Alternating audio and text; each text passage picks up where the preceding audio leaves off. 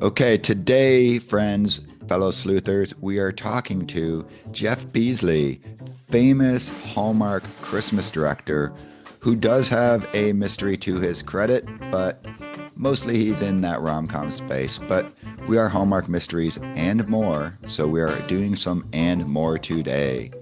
This podcast was created by fans for fans and is not affiliated with or sponsored by Hallmark or the Hallmark channel.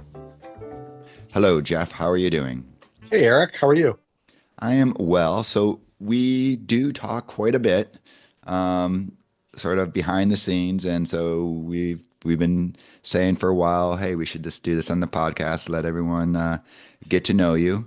So glad to finally have arranged this, and it's right before the holidays where you're about to take off to Mexico, get out of that Winnipeg wonderful winter, I guess. It's a balmy minus 30 degrees today, so that was nice. I drove my wife to work. It was lovely. All right. Hopefully, when you get down to Mexico, it will be nicer. I was talking to one of the writers, and she's in Turks and Caicos, and it's been raining the whole time. And I'm like, "Ah, Uh, Turks and Caicos is so beautiful, so lovely, and getting it raining." So, all right. Well, you ready to go? I am going to be asking you the toughest questions you've ever been asked in an interview environment, and I'm going to be grilling you. Are you ready? hmm You're drinking that Hydrogen water. hydrogen water. So hopefully that will give you the energy and the courage and the brain power you need for this interview. So, That's my Christmas wish. all right. Well, you've been directing for a little while now. So tell us, how has the TV film industry really changed from when you first started, you got into it to what it's like now? And we'll just say it's 2025. Um, well, when I first started, it was all network television was the thing. Everyone had cable, everyone went to movies. There was no such thing as streaming. DVDs were popular, that kind of thing. Now it's there's fewer networks and streaming seems to have taken everything over. Um, a lot of people don't have conventional television anymore, which we can see from ratings across the board, not just in Hallmark land. So it's a kind of a wild and wacky place. It's like feast or famine, I think, for some people. You're either on a show or you're not on a show. You work for Hallmark or you don't work for Hallmark. So I feel incredibly, blessed, for lack of a better word, to be in the position I'm in, that I'm working for a company that likes my work and I like working for them, and we actually have traditional viewers watching the material. How did you first get hooked up? Because obviously you were directing, various things, but how did you get locked and loaded into the Hallmark world? I'd done a couple of movies for Lifetime for their Christmas strand. That's when they were making quite a bit more Christmas movies. This was like 5, 6 years ago, and I really wanted to get working with Hallmark, and so a producer named Stan Spry hooked me up with a meeting with Randy Pope and some of the executives at Hallmark, and I flew down and stayed at kind of a famous hotel. Apparently, like Johnny Cash and all these wild men stayed there. I stayed across the street, and I walked back and forth for 2 days and took as many meetings as I could at Hallmark. And I don't want to say begged Randy, but I just said, "Listen, I just want one shot to show you what I can do." And lo and behold, he agreed. And then the first movie I did for Hallmark was called The Christmas Club with Elizabeth Mitchell and Cameron Matheson. And the producer on that was Ian Dimmerman at Inferno Pictures, who I'd never worked with, and John Eskenis. So then there was a kind of a leap of faith that they had to take, that they wanted to take a chance on me. And that was 17 movies ago, and I've done five with John and probably 12 with Ian. So I think it was a good partnership from the beginning. Nice. So, how does a director get hired? Like, obviously, an actor auditions, a writer submits a screenplay. Is this like a Hallmark decision? Is this the producers, or how do you actually get into the project? Well, you have to, I mean, that's the trick is finding a way in somehow. And I told you how I got in, but I mean, I also had 20, almost 20 years of directing experience No, I behind meant me. I was, specifically like for oh, I this see. particular movie. I'm not sure exactly how it works. I mean, I just know that I've worked with quite a few executives at Hallmark now and got to know them, and they've got to know me and know my work and how it works. And most of them seem to be, very happy working with me. And so, however, the inner workings at Hallmark go when they decide what projects they're going to green light, I think they decide where they want to shoot it, be it it's a European movie or it's a Vancouver movie or an Ottawa movie, Toronto, or maybe an American movie in Utah or something. And obviously, Manitoba has been very popular with Hallmark the last few years, and I'm one of a handful of directors in Manitoba and I don't really like to travel to work. I like to be at home, so it just all sort of kind of works out. There's no real specific formula. It just the network has to have a project that's ready to go. The executive has to want to work with me, and then it kind of just goes from there. So they pretty much just come to you and say, "Hey, you want to go do the Christmas summit kind of thing?" And Yep, or the pretty Santa much. Summit, I should say. That's where we're at now. I mean, the get to know you is over, Right, right. so Okay. it comes down to. I don't know. I think that a lot of times I think that they know I think they know my strengths and weaknesses, and I think that they certainly try to bring me projects they think I could be successful with, especially, and I think you could see with the Dayspring movies, especially I think one of their mandates was they wanted to inject some more fun and humor and levity to the projects. And I think that they thought, well, let's see what Jeff can do with them. And, when I was sent Miracle in Bethlehem originally, I talked to Jen Kramer and I was like, I don't know, I'm not sure how we're going to make this funny. It's, it wasn't. It was not funny at all. It was a very serious kind of drama about a woman, adopting a child and being stuck. But lo and behold, it's funny how these things work. Is like you get the project and you read it, and normally the first thing I think was, how is this ever going to work? Like I just don't see a way it could work. Then you read it again and you go, okay, well maybe if this, and it's just the creative process. It just sort of slowly but surely starts to unravel. And I like to say that in my mind like a comic strip starts to appear like it takes time, and that's why you need that pre-production time to sort of formulate what the movie is. And some of my the hardest meetings I have to do is when we have what's called a tone meeting, like right off the top we'll sit down with the executives and whoever from Hallmark, and they kind of they're sort of like, well, let's talk about the creative approach. And sometimes on day one I'm not ready for my creative approach because I it hasn't been cast, I haven't seen the locations, like it's kind of like in a lot of ways it's like molding mud, you're like, or clay, you're like, you kind of build it and all of a sudden you go, that's, oh, I see what it's going to be, right? um so yeah, that's basically it. And it's a process I work through, and they're patient with me. And I think all directors would say the same thing. You get a script and it's like it's paper, it's nothing. It can be recycled in an hour. And you've got to turn that into 90 minutes of costumes and set design and actors and laughs and music and dance and whatever. And that's kind of the magic of what we do in 30 days.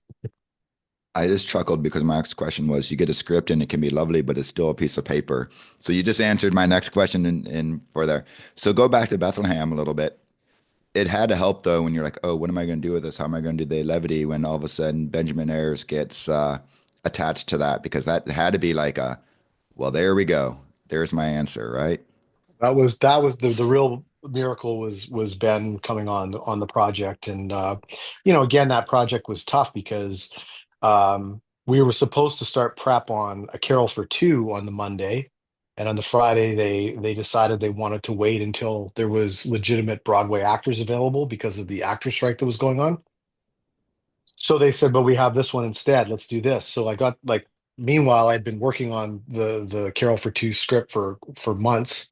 And all of a sudden it was like this falls in our lap to like, now let's make this instead, which is, as they're completely different movies. So it was the weekend sort of getting my head around the possibilities. But the one thing I did know is that we needed to have, if they wanted levity and they wanted it to be funny and joyous and what it is that we needed the right actor. And so I remember Ben was the first person that popped into my mind because he's Canadian and an actor and not a part of that strike situation. So, he was someone that, was at the top of the list. And I remember I knew him, we knew each other on Instagram and stuff and would often kind of, jib and jab at each other. He's a funny guy. And when they agreed that they were going to maybe go out to him, I messaged him. I said, dude, I've got the best script. Just say yes. Let's get this going because if you don't, they're going to go to someone else. We just got to get this going great. So I think he sort of accepted it sight unseen, and then read it and was like, "What did you get me into?" I was like, don't worry, don't worry. We're going to work it out. It's going to get better." And it did get better. I mean, everyone wanted it to get better. And, Kim Daughtry was brought on to help with the script. And, I did some work and Ben and Laura all chipped in and it was a really fun project. And I'm just really proud of that movie because, where it started and where it ended was, obviously a huge hit for the network. And it's a movie that means a lot to a lot of people. I mean, to this day, I still get DMs and emails and things through my website of people just saying how much that movie meant to them. So, um, yeah, so it was a Christmas miracle. Well, I want to say, I think when you and I first started talking was around the Santa Summit, and because once again, such a great movie. And then I remember you telling me about Bethlehem, like, hey, this is going to be good. It's a little fun. I'm like, dude, it's a day spring. No, no, no, it's not my jam. And like I said, it wasn't one of my top ones, but you definitely changed the tone of the day spring movies from what they previously were. So I've learned to listen to you a little bit. We'll get into that a little bit later. But so every director pretty much has their thumbprint on a movie of like, hey, you can tell this is kind of this director, that director. What's the Jeff Beesley thumbprint?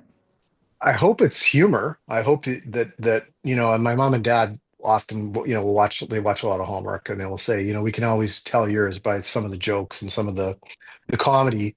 But as I evolve as a director, I'm really not interested in making the same movie twice. So although I don't, I mean, I certainly have a few tricks that I like to go back to, signature moves and things like that. But I mean, I want all my films to look different, and I want to really service the creative properly. So, like when you look at, Christmas on Call as opposed to Carol for Two, as opposed to Bethlehem, they're all very, very, very different in style and approach. But I hope that you see that there is a attentiveness and to the detail that, I really, really want every shot in my movies to be beautiful and to be a photograph. Like I just don't like bashing out coverage because we have a 8-person people in a scene and everyone's got to have a close up. I mean, I just don't shoot that way. It's more like every shot we want to be a photograph. Every shot we want to be somewhat memorable. And if you can, skim through my movies and look at each frame, it's there's something in each of them that matters. So I would say that to answer your question, one, the humor, and two, the attention to the detail and the style.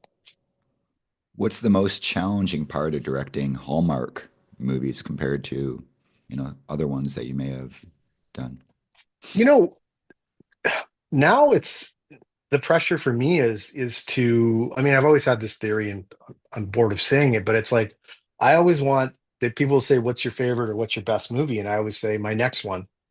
So for me, it's the challenge of always trying to like get better on every movie. And I'm not going to kid you, like the ratings matter to me, the critics matter to me, the fans matter to me. It's not, I mean, I obviously do this because I get something out of it, and I love the process of making films. But this isn't a Sundance art movie that I made it for me, and what anyone else thinks doesn't matter. What other people think does matter. So I want to make things that satisfy me as an artist and the people that help me make the movie as artists. But I also want, people to respond to it in some way that's, meaningful. And that may not be, I love it. It may be, it made me think, or it made me sad, or it made me laugh, or whatever. But I want some kind of reaction. Nothing is the worst reaction. What's your favorite part of directing? Is it the prep aspect, the pre-production? Is it the actual shoot, or is it when it's all said and done, making the actual movie and that post production? The least favorite part for me is the pre-production because I'm a lot of times very anxiety ridden and feel the weight of the world on my shoulders and have this like self-doubt in my head saying, this is the one you're gonna F up. This is it. The road ends today. Would you, like, and I really then I never sleep the night before shooting because I'm just like convince myself, okay, you're a 20-year fraud. Tomorrow you're exposed, and it's just that whole I don't know what it is. And I think that you talk like you've heard stories of Joe Theismann saying he threw up before every game, right, or whatever. It's I think that's what if I didn't feel that way, that would be a problem. So the pre-production is hard because you're trying to get everything worked out, you're trying to put this jigsaw puzzle together, and then day one is always completely nerve-wracking because, of course, day one things are always going wrong. Trucks go to the wrong places, the wrong wardrobe shows up, someone slept in. It's just not the well-oiled machine. But once it's literally like once that first shot is done, it's like I'm just absolutely okay, let's go. And then it's like kicking into fifth gear for the next 15 days. So I love shooting. I mean, that's just like I have an Irish friend who always says, he's one of the best ADs I've ever worked with. And he said, I've only ever felt safe in two places, a film set and a bar.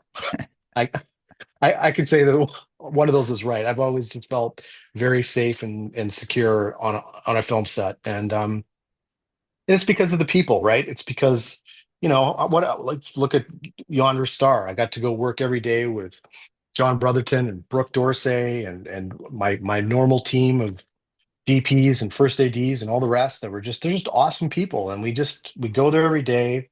We're not curing cancer in babies. We're making beautiful films and having fun and laughing and having a joyous time.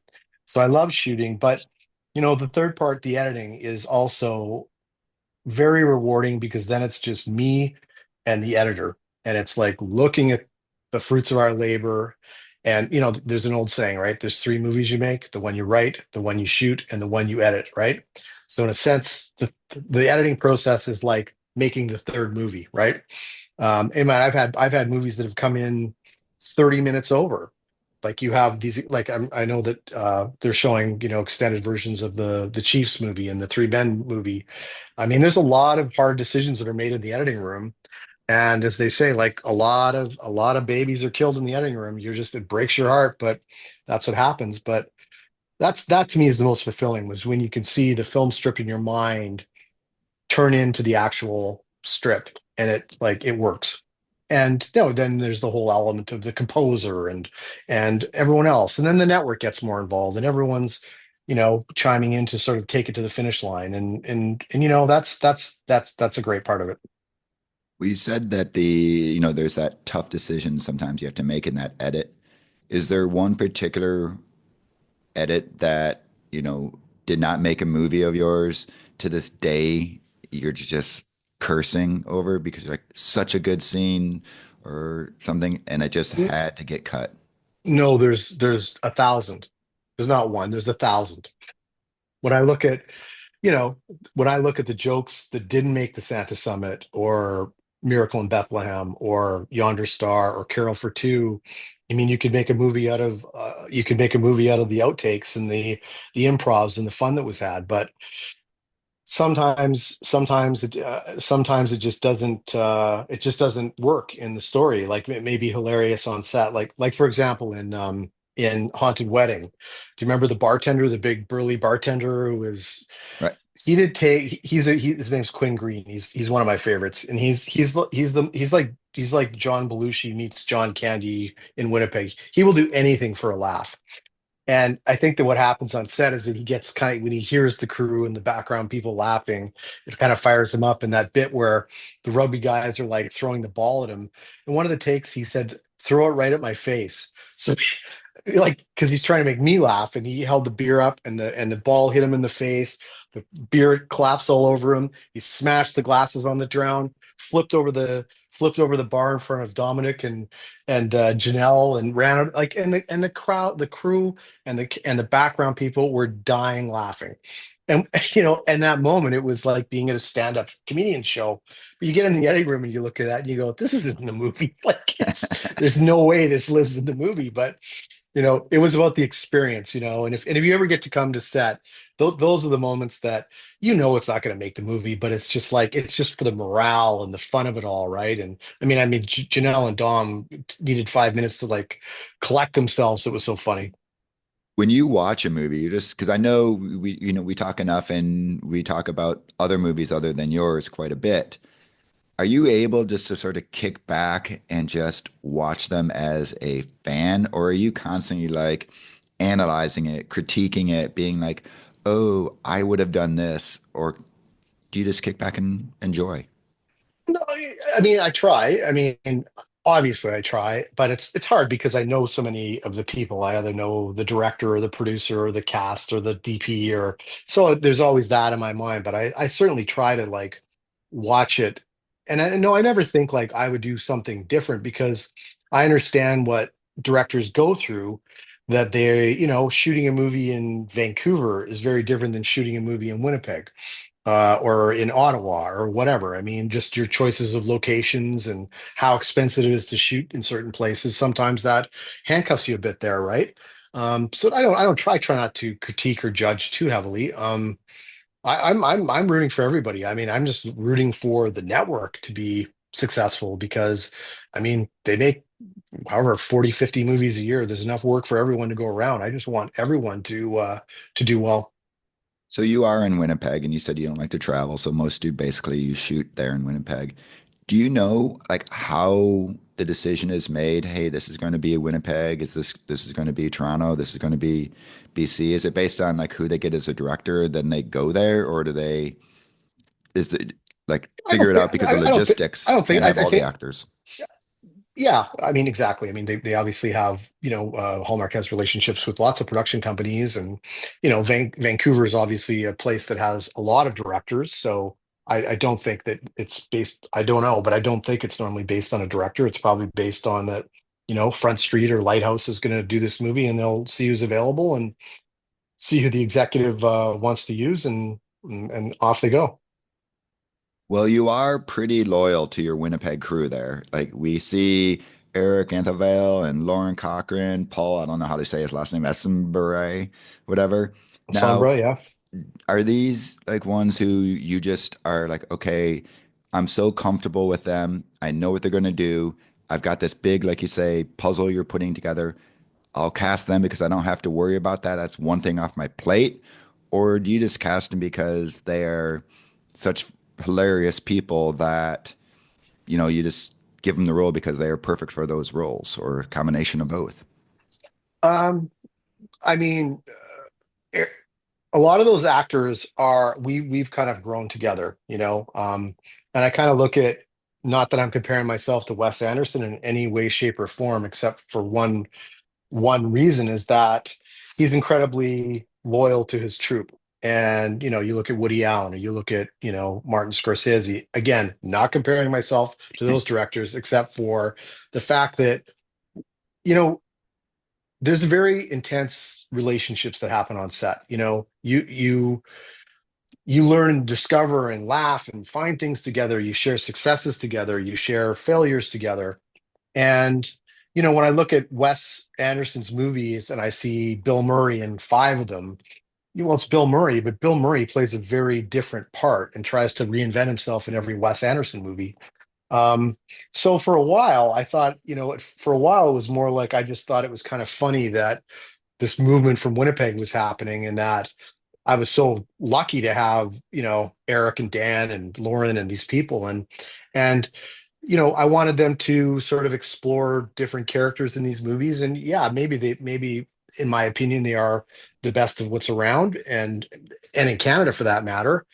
But no, I mean, I think it was kind of fun that it was a bit of a signature that I used the same people. But I mean, the troops expanding. For sure, it's expanding. Amanda Austin, who was in who you loved, who was in the sister-in-law on in Yonder Star. She's on, that's their second movie, right? So I'm really excited about her. There's about five or six actors coming out of the theater scene I'm really excited about. So I think that we are going to expand the troupe. We're going to certainly get some new faces in the movies next year that will be equally as good or funny, but I'm sure there'll be a good spattering of the old crew as well. One of the things that's pretty well known about me is that I hate, well, I guess it may be a strong word, but it's true. I hate the kids in Hallmark movies because it just never gets it right. They're usually always way too precocious. Somehow you seem to have gotten a little of that magic because we talked about it.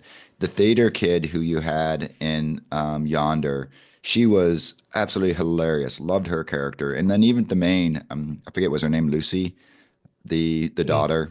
Like Mm-hmm. she wasn't annoying, which for me is a win. But then you had Avery Peter like in the kitchen catastrophe, or excuse me, the cookie catastrophe, Christmas cookie catastrophe, who was brilliant. That kid is phenomenal. I don't know if she's a kid anymore though, because she's getting a No, little she's older not. there too. But like, how do you, when everyone else fails, how do you get kid characters to not be annoying? I don't know. You, I mean, I can kind of tell in the audition if they're annoying or not, or when I meet them and meet their parents, you can kind of get a feel for them, like what they are, what they're like off camera is just as important as on camera because, you don't want the kid who's standing at the craft table eating sugar packets one after another. You want the kid whose parents are like, sit here, let's look over your lines and take it seriously because, for a lot of child actors, they like it's like they've gone to Disneyland or they've won the lottery. This is a one-time thing, and they get so taken up with all of it. Like they just get completely overwhelmed by the experience that they forget about the acting. And I've had that experience in earlier movies, and so they're vetted very carefully. And I have to like them. I have to like not just in the audition room, but when we have lunch with them and their parents. I want to talk to them and see what they're like. And I try to cast kids that are old souls or a little bit wise beyond their years, that are funny like that. And like Naomi, who you're talking about, who played the precocious friend. I mean, I think, in the original draft, she had like two lines, but the kid she literally was like nine going on 40. And some of those lines she gave were like to perfection. So how could you not use them, right? So I don't know. It's just a careful vetting process. And, if they have done some work, I'll talk to directors they've worked with and say, what's it like? And, there's been a lot of pretty high profile young actors that other directors have said, like, oh, it's just the mom is blah, blah, whatever the behind the scenes thing is. And they don't. But Isla Verow, who played Lucy in the movie, her parents are 10 out of 10 people. Her dad is one of the biggest stunt coordinators in Manitoba. He's a director as well.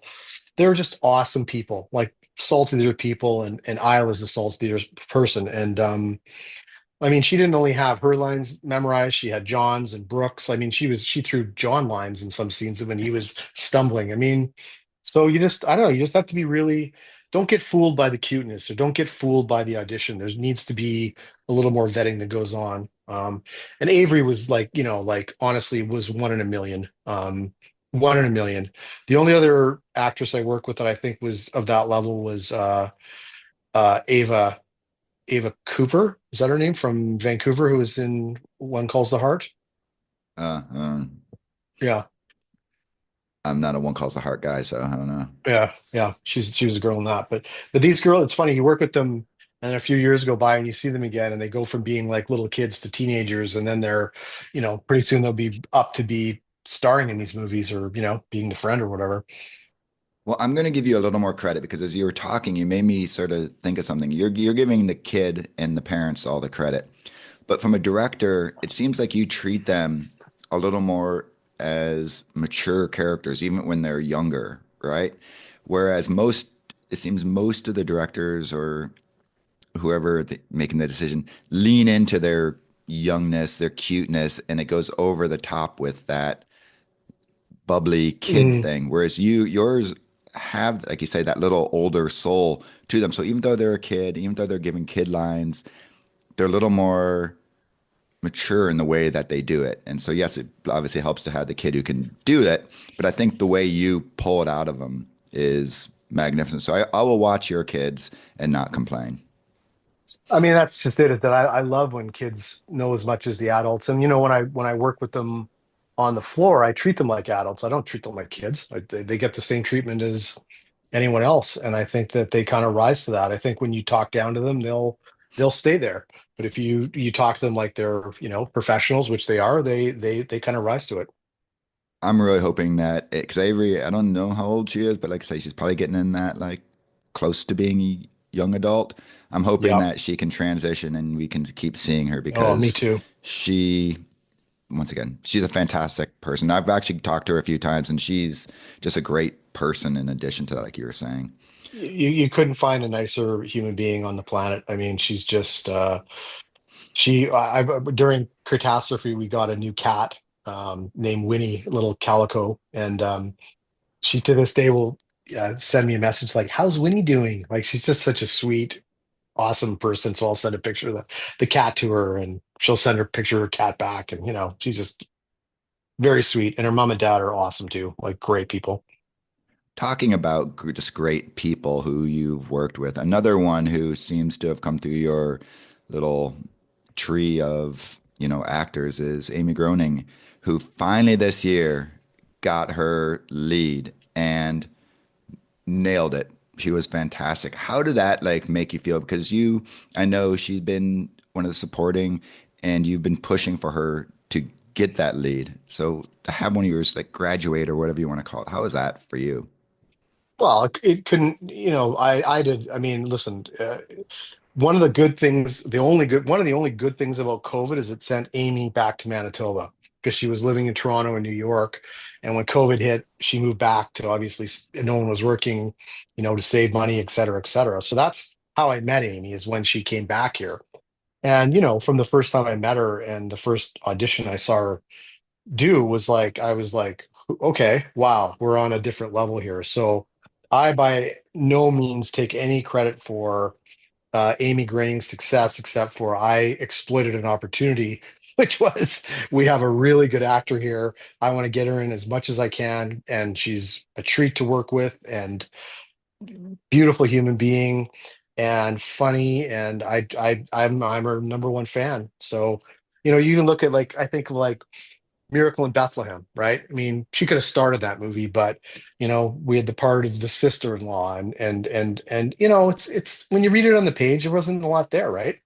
And she read it and she was like, I don't really know what I can do with this. And I said, I have a very strong feeling you can turn that part into something special, and I'll give you the stage to do that. So we talked about some different funny things she could do, like the way she walked when she was pregnant. And I don't know, we just found a bunch of little things. And I remember she came and met with me in my office and we kind of talked through a bunch of quirks and things she could do. And that's actually one of my favorite parts she's ever done, because by a lesser actor, that just would have been that boring number six on the call sheet, sister-in-law part. But when she delivers the prayer before the dinner, I mean, it's like incredibly moving. And that's her gift, is that she really has an accessibility and a naturalness and a way about her that you can't teach. She just has it. And so, yes, the only thing I didn't like about her getting a lead this year is that I didn't direct the movie. I can see that. I can see that. With her, talking about how she's number six in the casting thing, but could be a lead, right? Last year, the Santa Summit, for me, that movie, while sure you had Hunter and Ben being the romantic leads and you had the secondary romances, for me, that was really basically a sisterhood movie with the three of them, Stephanie, Amy, and Hunter. And it was spectacular. And I'll probably get beat up for this, but it's kind of like the female equivalent of Three Men. And I think it was better than Three Men. I thought they just nailed it. So, like, when you did Santa, and you obviously had a great script, you got Russell writing it and everything like that. What was it like just saying, did you know that movie was pure gold from the second you got your hands on it? No, God, no, no, no, no, absolutely not. Because I read it and went, the Santa Summit. This is a story about hundreds and thousands of people gathering dressed as Santa, and it's a party. It's a party that takes place over one day that the leads meet in like scene five, and then again at the end of the movie.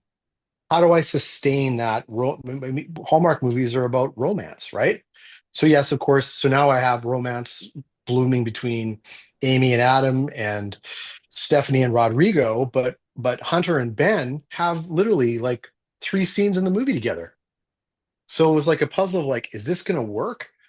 So then it became like, yeah, a, a this has to be about a love ship between these three women. This has to be about people that have pulled apart and for one night kind of reluctantly get together, and it becomes about them finding their true friendship again. And the love stories kind of become secondary in a lot of ways. They don't because of what movie it Right. is, but what I was worried about was like, what are we going to do about these Santas?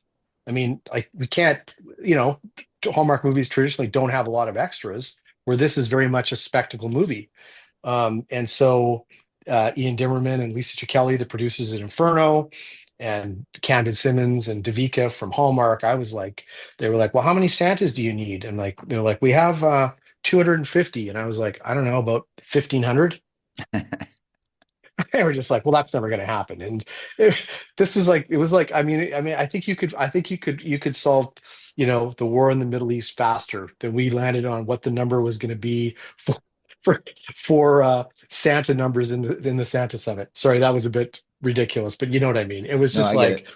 this ongoing negotiation that wouldn't end. But when you look at the movie, if you could imagine that movie without the number of Santas that it had, it would look ridiculous. It just wouldn't have the feeling of it, right?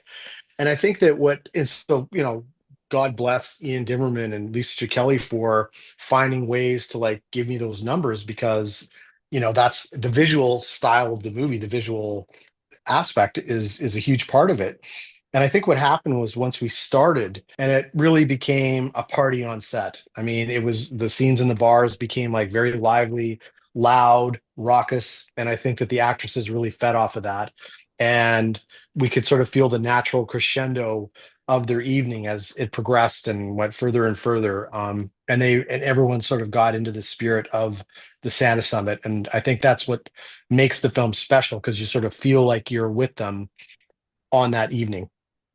My favorite scene of the entire season last year was from Santa Summit was when Hunter was out dancing at the silent disco, and then you could just feel her being like accepting, right? She's like, here I Of am. herself, of I'm herself. going to be happy, right? Yeah.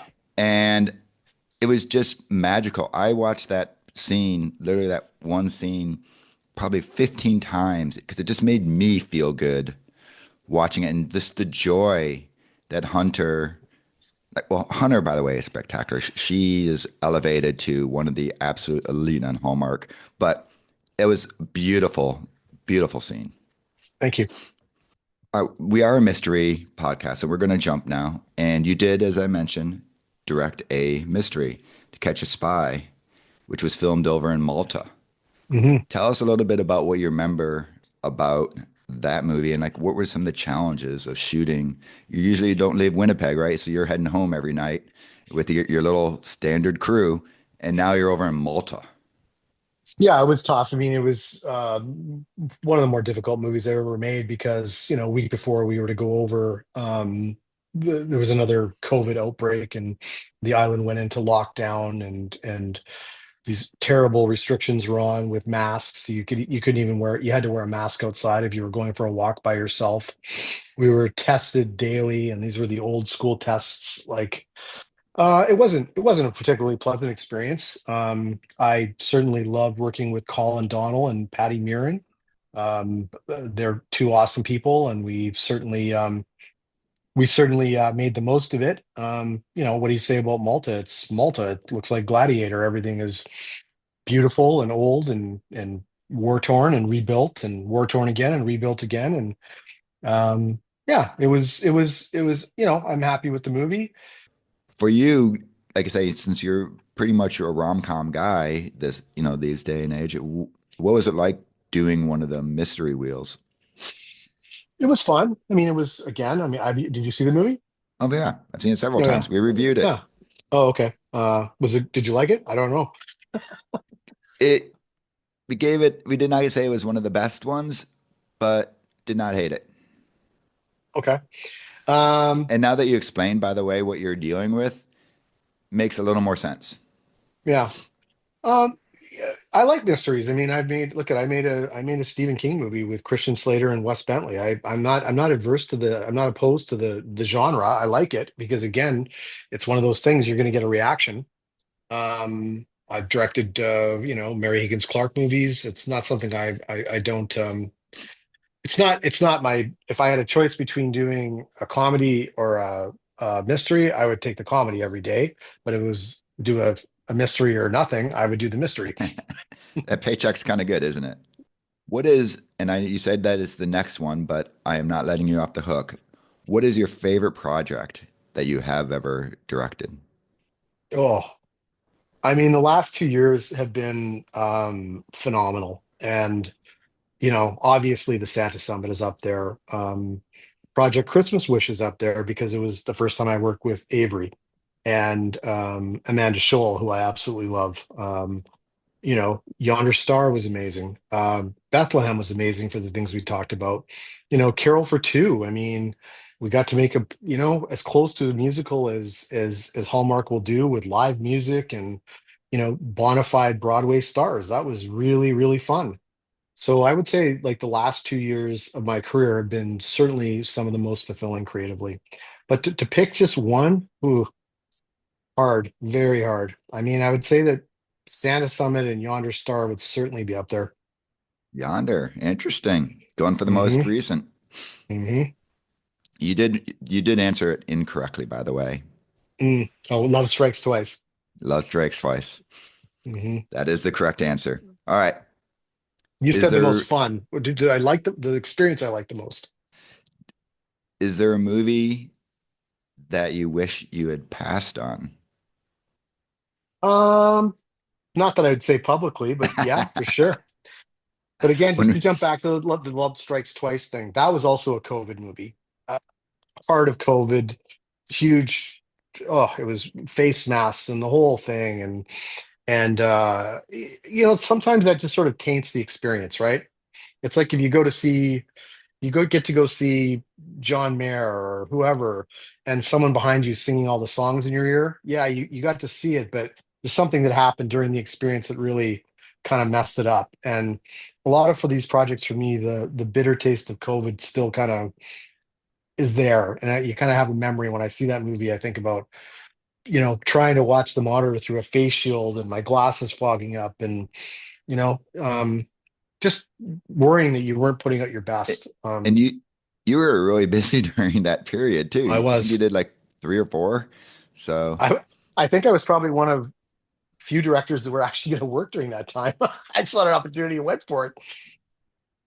who is a Hallmark actor or actress that you have not worked with, excuse me, that you're like, I really want to get a chance to work with that person, of the main Hallmark people, not one of the extra Paul Campbell. Paul Campbell, I think he and I would be a good match. leaning into the Lacey, comedy.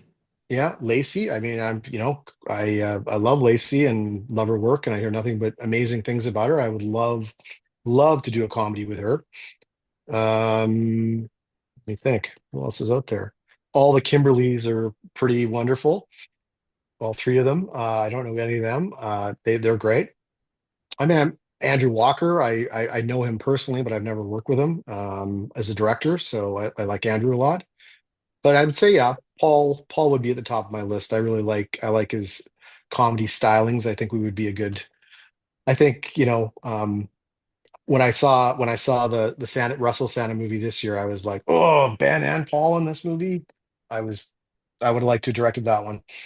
I thought that was going to be just like a little cameo where Paul's going to bail out after the first one, and I was shocked that he was in the whole thing, and it was brilliant. It was brilliant. Yeah, Paul is really Paul and Ben together. Come on, it's great. We talked about well, we talked to Paul earlier this year for cases, and here's your little hint: talk to him about woodworking, and then he'll come on and agree to be in one of your ones. That's his real passion and there. So Great. A there's topic I know absolutely nothing about. Good. I'll have just to. say, I'm wondering if I should do cherry or oak, and then he'll be like, I'll be there, I'll fly in the next plane. Oh, by the way, we're shooting a movie. Mhm. Well, we just said it. Love Strikes Twice, one of my absolute favorite movies of all time, Hallmark. But then you also did A Kiss Before Christmas. Loved that movie with James Denton. Alternative universe is that's essentially, I think, my favorite trope. For you as a director, what is when you get the script and it's got that trope in it, what's the one where you're like, yes? I really like family complications. I like things that are, I mean, I loved Holiday Date. I love Never Been Kissed. I love that movie so much, and I wish that other people's would have. I think a lot of people have come back to me after watching it a couple times and went, "Oh, I get it. I get it. That was the joke. Is that these girls who are highly trained professional have it together, go back with all their high school friends and kind of revert back to their old BS. That's kind of the whole point of the movie, right? And then snap out of it at the end. If you don't buy into that, the movie's not going to work for you. But I just remember the comments like, "Oh, why are they acting like teenage girls?" Well, that's the joke. Although it wasn't a time transport movie, it was kind of like a emotional time transport movie. I don't know. I just think I like movies where things get complicated for people. Things complicated in a way that's, then they have to figure it out. And so the more messy situations are, the more conflict there is, the better chance I have to create really funny situations. Because as you know, comedy is conflict. That's all it is.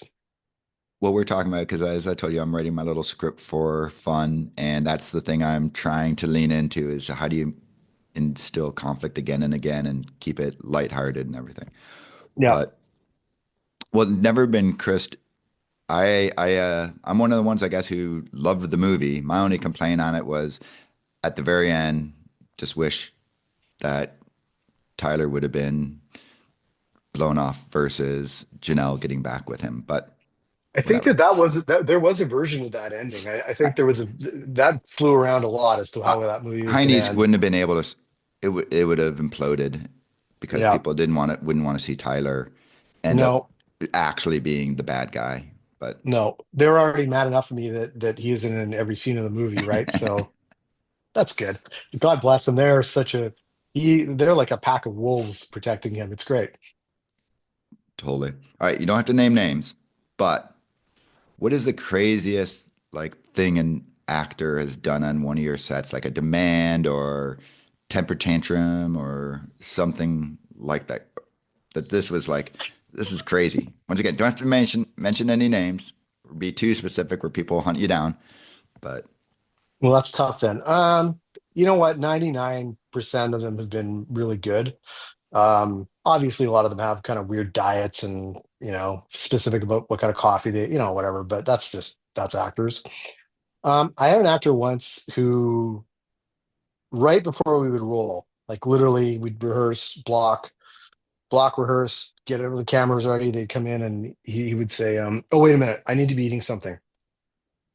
And we'd be like, "What do you mean eating? Eating what? I don't know, just like something." And he continually did this again and again. And finally I said to him, "Dude, what is with this eating thing?" And he's like, "Do you know who Brad Pitt is?" I'm like, "Yeah, of course I know who Brad Pitt is." He's like, "Watch Moneyball. He's eating in every scene of that movie. I think that's what I should be doing." And I was just like, there you go, well, that if that wins. was the case, we should have talked about it before. And secondly, like don't ask for it as the slates are going in and the camera's about to roll, right? So that was rather annoying, but Well, we're gonna I flip. haven't really seen too many in Hallmark world. There's never any tantrums or not. I mean, there might be a discussion about a small discussion, but I mean, people don't act like that. They just don't. This season, you had Christmas on Call, and for me, that was the biggest surprise of the year. And I think Hallmark did you dirty with it, just a terrible description when they did the preview of what this movie was going to be. It couldn't have seemed more boring. And so when you first got, like, they said, "Hey, we got this movie for you," did they come at you kind of like that way too? And you're like, "What the hell are we going to like? This is a Hallmark Christmas movie?" Or when you got that pitch, you knew what it was, and it was going to be like this really cute, fun, great movie. Um, well, the executive at Hallmark was Camden Simmons and Davika, who are the producers, the exec producers of the Santa Summit. So there was a huge level of, trust I had with them that we would get it to where it needed to go. The executive producer that they hired was John Eskenis, who we'd already talked about, who is a genius. And my local producer, the production company was Ian Dimmerman and Inferno Pictures. So I had generals around me that I felt we can go to war with this. If I would have been sent that script and said you're going to far off destination, not naming any names, where I didn't know the people and the crew, I probably would have been hard pressed to do that movie because I just there was too many variables. But as Brooke says in Yonder Star, I followed the light into what I believe could be something great and we all took a leap of faith. We worked incredibly hard on that script to figure out what it could be. We knew what they wanted it to be. I mean, they really wanted it to be a love letter to the real heroes of Christmas, the first responders. But it was big. I mean, we've got police, EMT, firemen, all this stuff, all these storylines that have to somehow culminate into something and pay off. So that was the challenge, was doing that. And I think we did a good job. I'm very proud of the movie. As far as the marketing or how they sell it, I don't know who comes up with that stuff. I think they had the best of intentions for the movie. It just um, maybe didn't capture the essence and the excitement of what it was.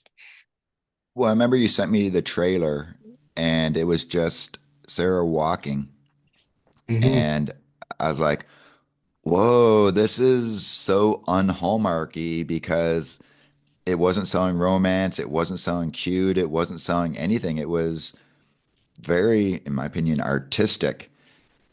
And Thank you. I was like, what the hell is going on here? And Hmm. like, I remember I was talking, I was like, dude, I don't know, man. I think it could be a great movie, but just a miss for the Hallmark world.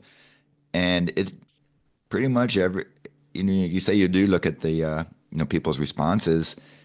It seemed to hit really, really well. So kudos. Yeah, I mean it's a very beautiful. I mean that's the credit sequence of the movie that they used, and that also is the Jason Kelsey song, right? So I think that maybe had something to do with it as well. But I mean, it was a bold choice, and kind of I liked it personally. I was like, wow, I mean, they could have shown clips from the fire or debris, like all the action sequences in the movie, but they didn't. And maybe the theory was they wanted to save it for the actual show, so we didn't give too much away. But um, who knows, man? It's not my department. I just make Yeah. them. Yeah, a lot of people are saying they would love to see it turn into a series because you do have so many Hmm. characters. And that's Yeah, the thing. While you did have your leads, it was really a strong ensemble yeah. movie, Oh yeah, yeah. I mean, look at Eric in that one with the right? mustache and the whole. I mean, again, Yeah. he got a perm. I mean, or no, he straightened his hair for that one, and then in Haunted Wedding, he permed his hair. I mean, the guy's a chameleon. He'll do anything to like be something completely different in every movie. Yeah, no, and Sarah Canning. What can you say about her? She is one of the best technical actors I've ever worked with. Just like bang, bang, bang, bang. I mean, if she missed two lines in that entire movie, I would eat my hat. She just doesn't miss. Well, this is the second year in a row you've done a Day Spring movie.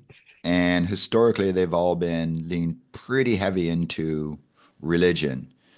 You've taken it and sort of pulled it back, and you've turned it more, I would say, spiritual and more into, how religion just affects people's life without being overtly religious in there. Was this like a sell that you had to do to Hallmark, or was No, this something that was like because it's made it for people like me who would not really watch the Day Springs, kind of liking them. no, I wish I could take credit for that. I cannot. That's how this. In fact, it was the opposite because Bethlehem certainly had a lot more overt religious tones to it. And when this script came in, I was kind of like, this is for Dayspring, right? Like it doesn't seem like there's enough. And I was concerned about that because I didn't also want to cheat the Dayspring audience who are very loyal to these movies and should be. And I didn't want to, cheat them. So, I mean, I think I was the one who said, are we sure that we're leaning into their faith enough? And everyone, the network was like, yes, this is the level we want to take it. We feel this is perfect. And I was like, great. So no, I cannot take credit for that. It was certainly from the top that this is the level of faith that they wanted to portray. And yeah, I mean they're both obviously people of faith who at times in the movie turn to their faith, but it's not beaten over your head with a frying pan, which is what I think is really great about the movie. Well, this is one where we were talking about this all the way back from production when you were filming it and you kept saying, "Oh, this is special," and I was always like, "Nope, nope." Very negative.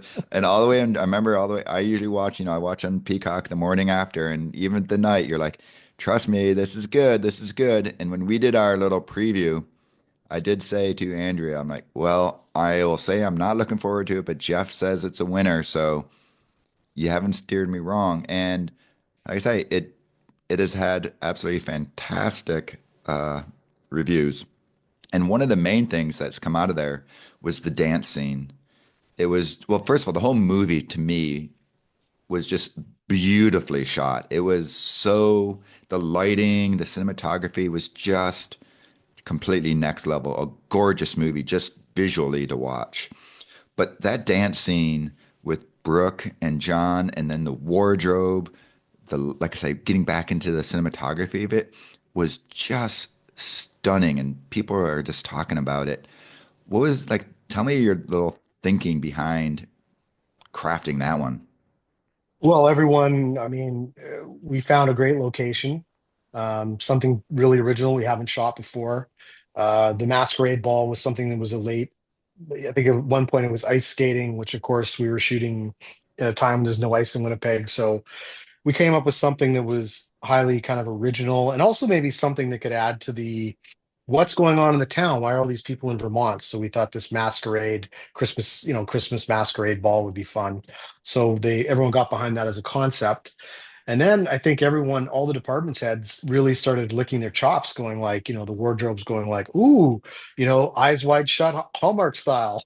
Like the masks and the beautiful gowns and outfits. And, like Charles, my costume designer was like, oh, he just went crazy. Like they love these kind of scenes.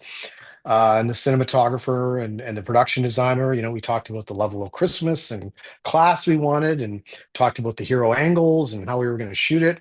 We talked about how we were going to move the camera, and blah blah blah. Like it was all there was a lot of prep that went into that.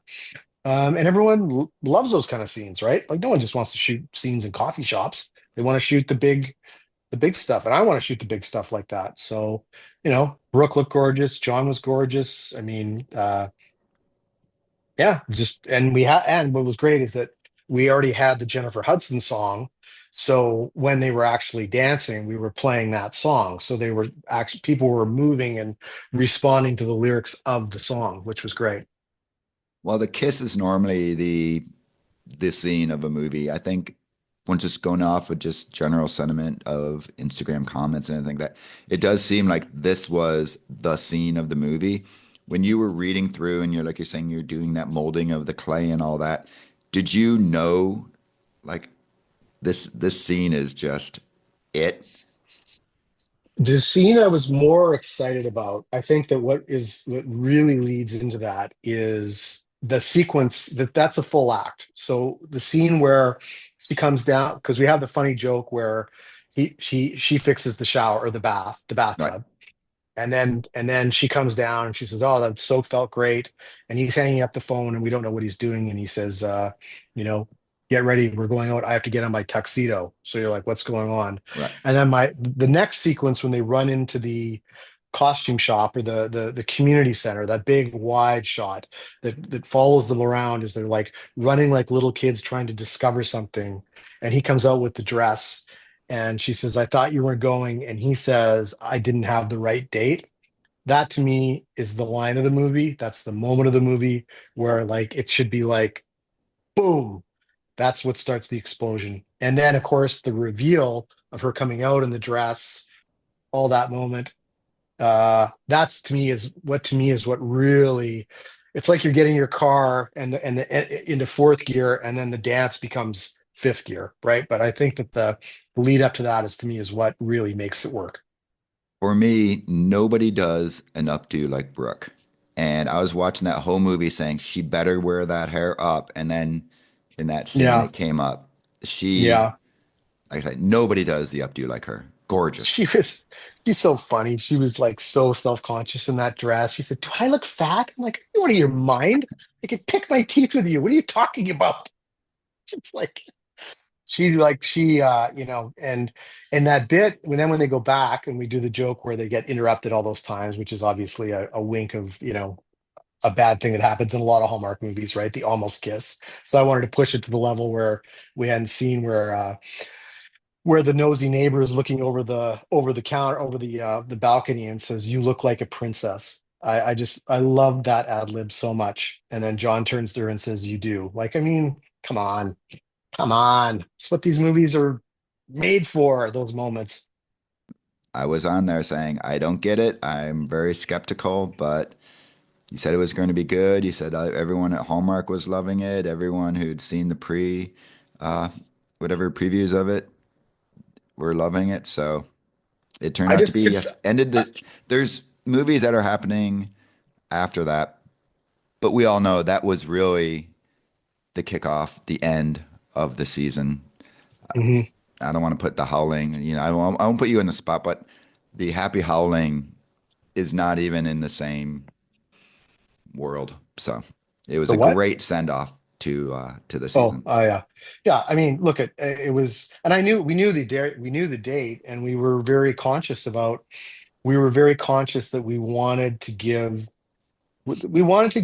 everyone, uh, you know, Christmas, like a big, beautiful, gorgeous Christmas movie with beautiful people and a great, heart-wrenching story, that's both sad and funny and poignant. And I mean, like Brooke, when you look at some of the scenes that Brooke is emotional, that's not often happens in a lot of these movies where someone is being so self-reflective or so hard on themselves in a meaningful way, you know? I mean, when she cries when Amanda Austin tells her that, actually she doesn't hate her. Her show brought her, her and her dying sister so much comfort. And Brooke, I didn't tell her to do that. Just tears started coming down her face. I mean, I don't know. I just felt like Brooke is an amazing actor and a 25-year friend, but she just did something came in her in this movie where she just went to another level emotionally in so many scenes. And she's such a movie star. And John, I'd seen him in a lot of stuff. I'd seen him in Fuller House. I knew he was funny. Like, I honestly think he's like the second coming of John Ritter. Some of the moves he does and the physical stuff and like banging his head into lights and like that's all stuff we came up with on the day. Like you tell that to some actors to do, they'd be like, "You want me to hit my head where?" Where John's like, "Yeah, got it, go, okay, roll." Like he's just that kind of like, energy. I love him. I mean, him and Ben Ayers are very similar kind of actors that can do that kind of stuff, but that is hard to do, really hard to do. All right, well, we are going to end on that. It is the end of the year. Do you have anything coming up that we can look forward to you for the next thing? Or are you just going to kick back, enjoy the holidays, recharge, and see what the new year brings you? Yeah, I think I'm ready for a break. I'm ready for some family time, some fun in the sun, and then come back in the new year. I'm working on some new pitches that you know about, and I've got actually some ideas from some other new ones, and yeah, I'm sure things will start to fire up early in the new year, and we'll hopefully have another good batch of movies next year, which is my hope and dream. I can't wait. And we're hoping that we see Brooke in another Crimes of Fashion because she was great in that. I know it's not your genre, it's over than the mystery, but she was fantastic in that. So we are, Yeah, that's one of our 2025 pushes to get more of those made. But that would be great. I just want to say, Eric, thanks for all you do for Hallmark and the movies, man. It's really I really enjoy your reviews. I enjoy your honesty, and I think everyone just appreciates the fact that you're a fan of the network and that you support it so well. So thanks, love it or hate it. I mean, well, as long as you're watching, that's I all I will care be about. honest, I'm dreading the day when I actually don't like one of your movies because you and I, like I say, we developed a little bit of Yeah, relationship here. And when I'm gonna finally have to go, oh, Jeff missed it. And like I said, I thought we were having it twice this, well, actually all three movies. Even Christmas and Call, I told you the musical ones just don't typically get there. So your whole selection yeah. this year, I had some nervousness on, and they were all really enjoyable. And like I think Christmas and Call, it's definitely going to be in the top lists that, and I did not see that coming.